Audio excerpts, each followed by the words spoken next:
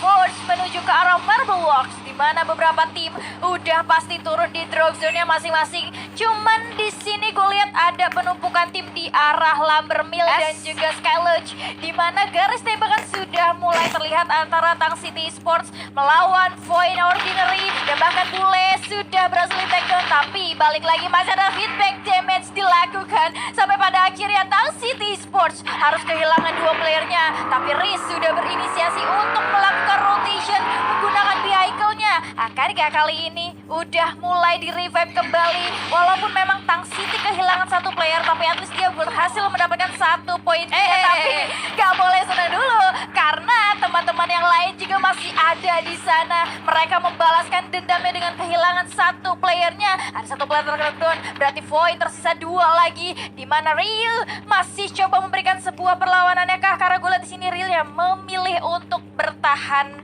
saja, Julia. Ya, ini akan menjadi trading kill ya. Dua tukar dua. Kalau tadi yang bisa gue simpulkan adalah dari 2 playernya Tang City, yaitu Bule dan Mitzi, turun di tempat yang terlalu terbuka dengan resource yang cukup terbatas, sehingga bisa dilangsungkan satu serangan daripada tim Point. Tapi ternyata backup dari Tang City yang lain, juga 2 player itu XCJ dan juga Riz, mampu untuk memukul mundur teman-teman daripada tim Point Ordinary. Dan ternyata perangan yang sedang berlangsung sudah mulai tercium baunya oleh teman-teman daripada tim DJ Esports, di mana keunggulan jumlah dari DJ Esports kali ini harusnya akan menjadi satu mimpi buruk untuk kedua tim, yaitu tim Point dan juga tim Tang City.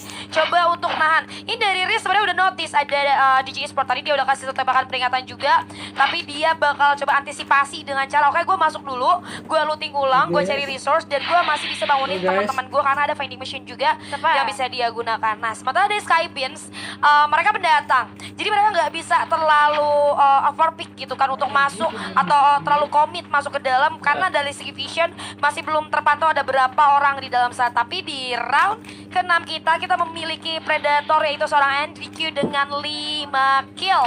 5 kill, tapi di sisi lain dari Tang City masih coba memberikan perlawanan, tapi Axe Choi gak bisa memberikan perlawanan lebih, karena Tang City memang kurang secara jumlah personal. Karena lo tahu sendiri DG Esports mereka datang dengan begitu saja di timing yang menurut gue sih bisa dibilang pas ya, karena Tang City kan masih belum setup juga, mereka belum sadar dengan adanya DG. Karena gue lihat tadi Reva-nya masih coba melakukan flanking ke arah kanan, sampai pada akhirnya Reva yang melakukan sebuah clash di arah ranah pertama. Ya, kehati-hatian yang cukup baik dari DJ Esports.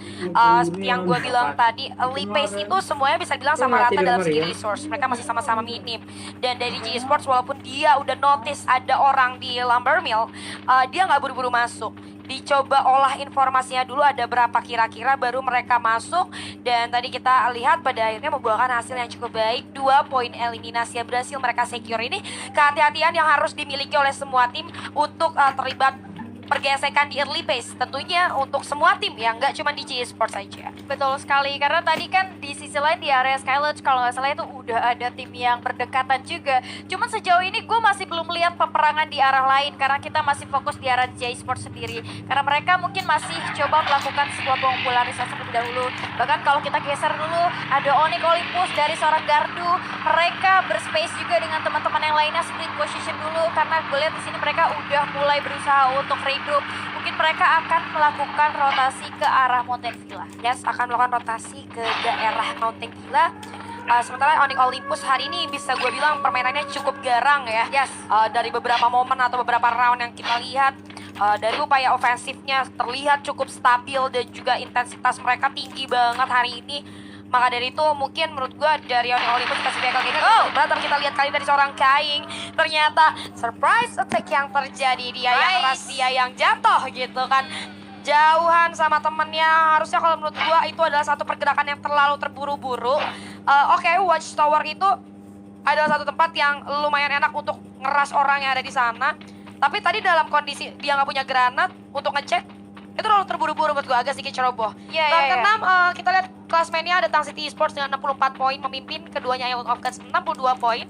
Game poinnya nggak gitu jauh, cuma 2 poin aja. Sementara di posisi ketiga ada Arario Kazu dengan 60 poin. Itu dia, luar biasa. Sekarang pemuncaknya agak sedikit berbeda ya. Karena Berbeda. mungkin kalau kalian tahu di matchday sebelumnya Tang City Esports mengalami penurunan performa. Mereka ada di poin ke hashtag 18 dari overall standing. Tapi hari ini mereka bisa nge-up lagi, timnya bisa menunjukkan kepada survivor semua kalau mereka juga bisa. Karena dengan poin yang mereka miliki 64 ini menurut gue udah bagus banget. Mungkin kalau kita bandingin dengan IOG sendiri selisihnya cuma 2 poin ya. Bahkan ke bawah juga sama. Masih bisa dikejar dalam sisa matching yang kita lakukan, itu ada 2 match lagi. Yes, betul sekali. Tapi kali ini zonanya udah bakalan jalan, bergerak ke zona kedua. Sementara dari seorang bule masih belum menemukan celah untuk menghidupkan teman-temannya kembali. Revival spot masih belum dia temuin, vending machine pun gak ada gitu kan.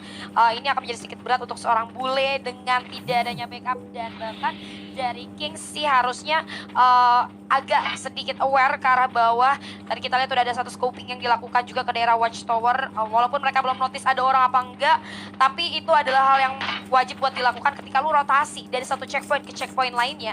Lu harus aware ke arah sekitar lu. Lu harus cek baru lu bisa jalan. Enggak main jalan aja ke checkpoint yang lainnya. Karena kalau lu main jalan dari satu checkpoint ke checkpoint lainnya tanpa ngecek, bisa jadi lu kena surprise attack atau ada unpredictable move daripada musuh lu. Sementara gue lihat adanya garis tembakan ternyata dari tim Kings yang berhasil menumbangkan Tang City di posisi ke-12. Baru aja kita omongin gitu kan, kita gosipin.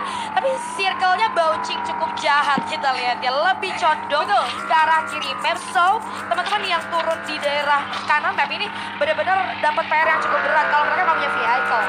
Itu dia, karena kalau kita lihat dari vehicle yang dimanfaatkan oleh Esther sendiri, mereka sepertinya akan bergerak maju dan bahkan mungkin gue kira mereka bakalan ambil vehicle satunya. Ternyata mereka masih coba untuk mengumpulkan resource. Kalau bisa gue bilang mungkin mereka ini bermain dengan cara defensif banget ya.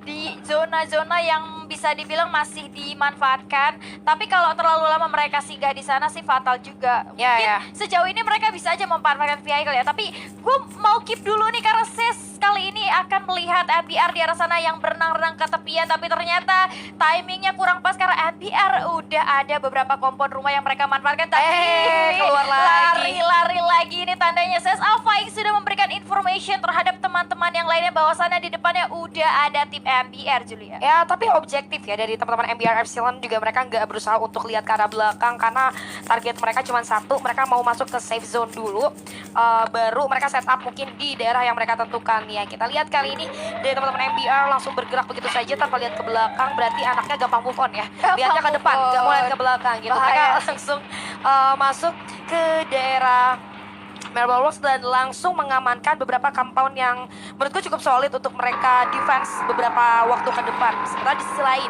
ada Island of Gods yang sudah mengamankan vehicle langsung maju gitu aja. Ingat ini Purgatory.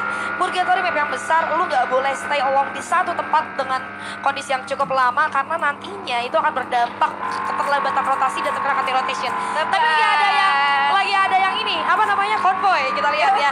Dua tim yang berbeda, harusnya mereka udah notice satu sama lain, tapi mereka mau coba set up di tempat yang lebih aman untuk melakukan fight ataupun pertempuran.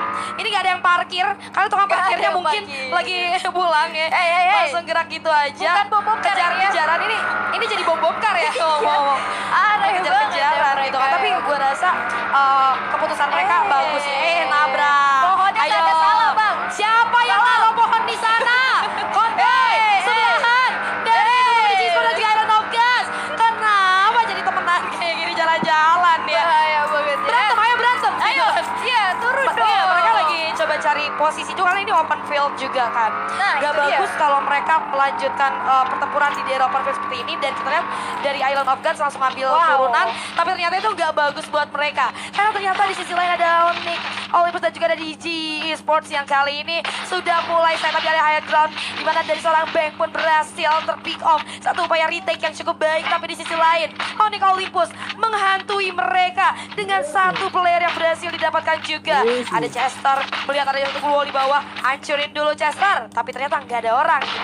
Gak ada orang karena memang vehicle kalau terlalu lama dimanfaatkan bakalan ditembak oleh tim lain juga. Tapi DG Esports masih coba mengejar satu player tersisa dari IOG dan ini posisinya akan sangat curam dan berbahaya khususnya untuk IOG karena kalau kita lihat DG Esports sendiri gak mau moving, mereka masih fokus ke arah sana. Ini posisinya cuma tinggal nunggu aja. Udah ada beberapa pop-up gol dimanfaatkan, bahkan Chrono juga udah dibuang, udah berbagai macam resource dimanfaatkan oleh seorang Jafra, tapi Jafra masih coba bertahan hidup di balik beberapa comfort goal yang akan dihancurkan terus-menerus oleh DG Esports sendiri. Jafra berusaha untuk moving dulu di arah bebatuan kecil yang mungkin akan dimanfaatkan walaupun memang tidak terlalu efisien karena DG Esports sudah mulai memberikan pergerakannya ke arah lain. Tapi kita moving dulu. Di sisi lain FJ memang udah mulai tumbang, tapi kalau kita lihat dari King sendiri terusnya satu player lagi, bahkan King Esports harus menyusul dan mereka harus tumbang di posisi ke-10. Aduh sayang banget tim Kings ya, tapi memang zona juga gak berpihak sama tim Kings sendiri ya. Yang menarik tadi dari Iron of God sama satu musuhnya tadi yang konvoy ya, karena pemilihan tempat DG Esports lebih bagus secara grounding, mereka ambil high ground sehingga vision ke arah IQ lebih enak. Tapi kita lalu pembahasannya, ada Eko Esports kali ini yang sudah mulai melihat pergerakan daripada tim Void dan dari mana, dan seorang Alif terbaca pergerakannya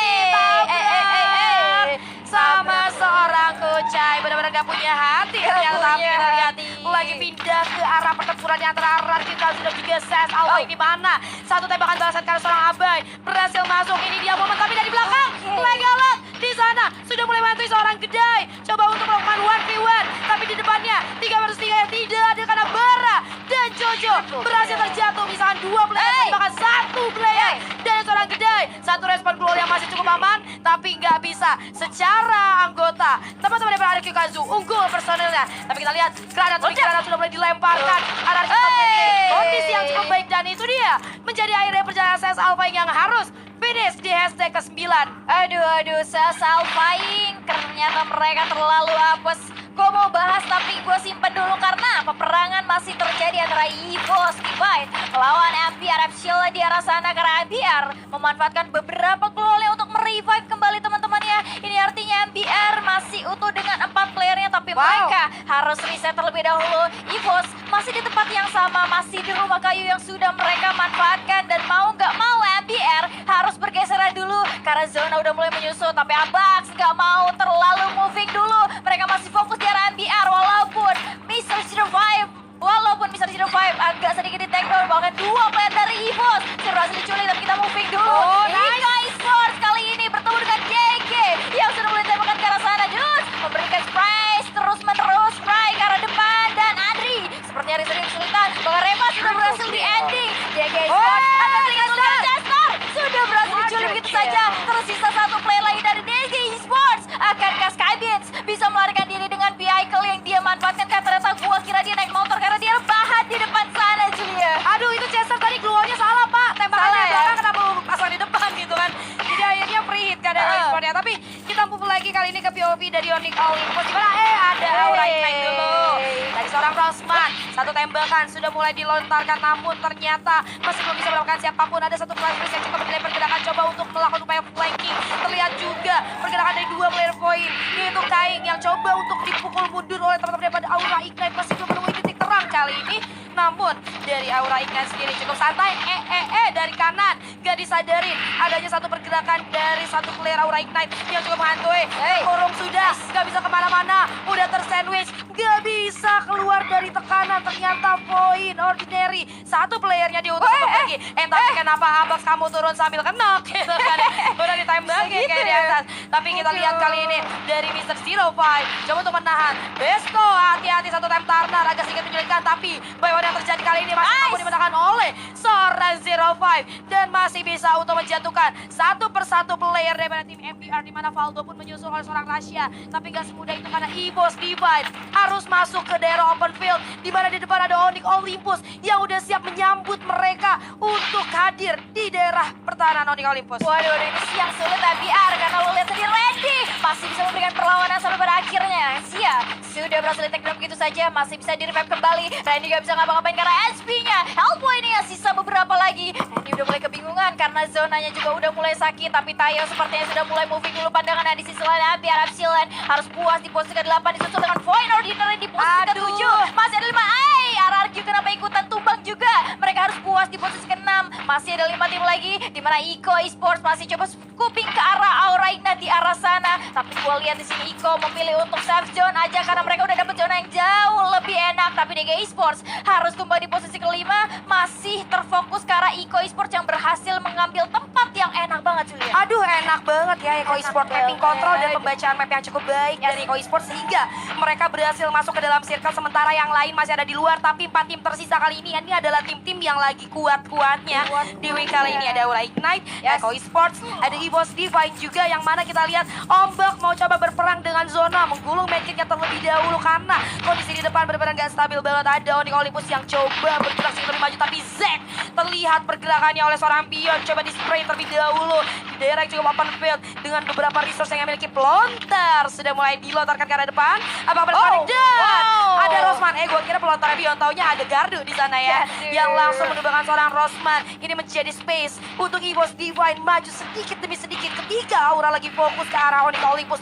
Iko Esports masih dalam posisi yang cukup nyaman mengurung diri mereka di satu compound yang cukup kecil, namun ternyata sudah turut dihadang. Masya yang berhasil terjatuh, tersisa 2 player aja. Skyler masuk ke arah EVOS Divine, misalkan 2 player Onyx Olympus kali ini, dan itu dia 1 granat, 2 granat yang mampu masuk ke arah EVOS Divine, mampu menutup perjalanan EVOS di posisi ketiga. Tersisa 2 tim aja kali ini. Kiba pun berhasil terjatuh. Ayo Gardu masuk ke sebelah kanan, coba flanking, cari sedikit celah yang lebih mampu untuk menjatuhkan EVOS Esports yang nggak bisa kemana-mana dalam posisi yang udah terjepit kali ini di dalam compound yang cukup kecil. Mana 2 player masih mampu dihidupkan kembali, tapi kita lihat ada satu pergerakan yang cukup berbahaya dari seorang Kiba. Gardu putar ke sisi kiri, ada Tem Thunder juga yang sudah mulai ditop up dikit, lihat gak bisa kemana-mana dari Onyx Olympus. Coba untuk masuk melewati jendela, tapi ternyata itu dia menjadi buaya untuk Onyx Olympus.